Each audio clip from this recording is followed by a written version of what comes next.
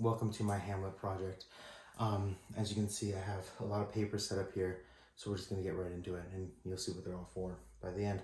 So, in the first soliloquy of Hamlet, Hamlet is resolved to die. He does not want to live anymore. He's not doing very well. He's still a little happy, you know. I mean, he still has some will to live. He hasn't definitely decided that he's going to die yet, but he definitely is. He's a sad little guy because his dad's dead, you know. So he's sad. He's not happy anymore. The only reason that he hasn't killed himself yet is because God doesn't want him to kill himself yet. So right now Hamlet is an emo boy. He's a little upset. He's not doing very well. He feels that, you know, his father was this great man, Hyperion even, and his uncle is but a satyr. His uncle is currently doing his mother. So he's not doing very well right now.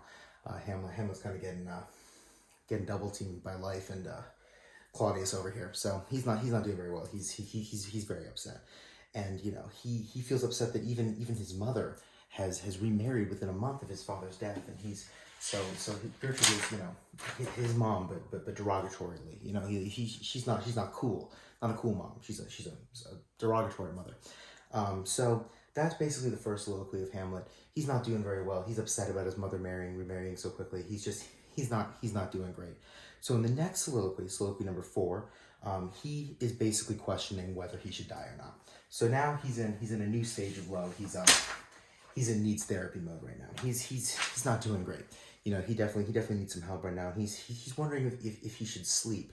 And in later soliloquies, he compares sleep to kind of this animalistic state. So he's wondering if he should just resolve himself to being an animal and no longer pursue this revenge that his father's ghost has set him upon.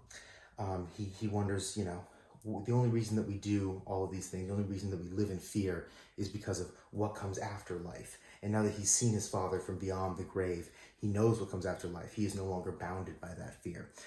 So he has become the fearless. He has become ascendant, essentially. So that's soliloquy number 4. And then moving into soliloquy number 5. Oh, I forgot one more thing. In soliloquy number 4, we get introduced to Ophelia, who is a Wooga. She's Hamlet's love interest. She's very appealing to him. He compares her to a nymph as she approaches, because he's been feigning madness for quite some time now. So moving into soliloquy number 5, now Hamlet is into his mommy issues. He's not doing great. You know. Now he's upset at his mother because his mother could be involved in this plot against his father. He doesn't know.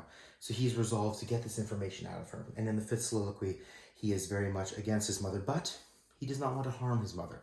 He does not want to hurt his mother because he is, you know, he still loves his mother to a degree. You know, like it's still his mom, you know, even though, you know, kind of doing his uncle on the side, but it's no big deal. It's still his mom. He can't kill his mom. So he knows that he needs to be cruel to her to get the information out of her, but not mean to the point of, you know, harming his mother, of course. So that moves us into the final soliloquy number 7. Now, Hamlet's angry.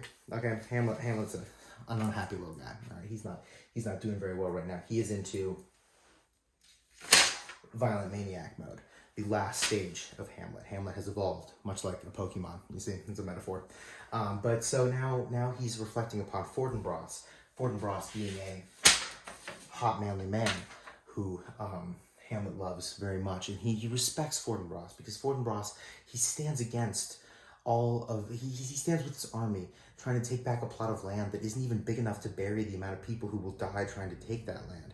And this is the part where he talks about how he's been a coward so far. He's been unwilling to take these risks. He has so much more reason than Fortinbras to be gaining revenge, and yet he is not the one gaining revenge. It is only Fortinbras that is going after revenge, and he feels very, very upset about this. And so he is now resolved to violence. He is resolved to go back and to end Claudius's life. If he wasn't dedicated to the proposition before, he is now definitely 100% going to kill him this time for real on God.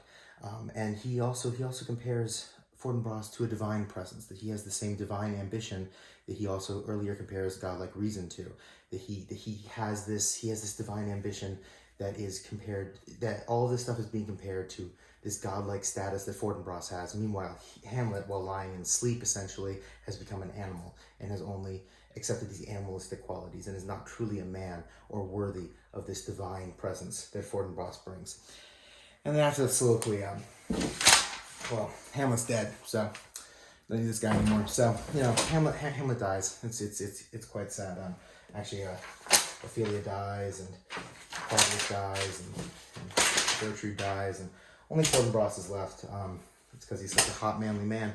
But I think ultimately, at the end of the day, the theme of Hamlet is one of revenge consuming everything. If you completely dedicate yourself to the idea of revenge, you could lose everything. You know, Claudius wanted to take the throne. He was blinded by his lust of ambition. He was blinded by his lust for power. And in doing so, he lost his life. Gertrude was blinded by a lust for Claudius, perhaps, and she also lost her life. Hamlet was blinded by a lust for revenge, and he lost his life. Only Fortinbras, the one described as having this divine-like presence and being very motivated only by, you know, his good nature rather than anything else, only he survives the play all the way through. And also Horatio, because Horatio just gets screwed over every turn of the play. Poor Horatio. He didn't even make it to the board.